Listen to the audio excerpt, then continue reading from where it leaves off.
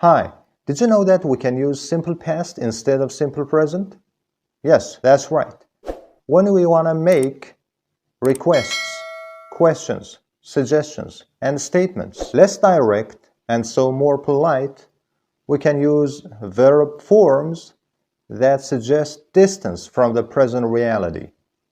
So, for example, instead of how much do you want to spend, we can say how much did you want to spend, to be more polite and less direct.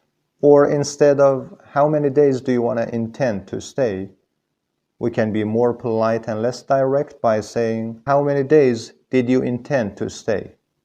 Another way to distance something is to displace it into the future. We can use will need to or will have to soften our instructions and orders.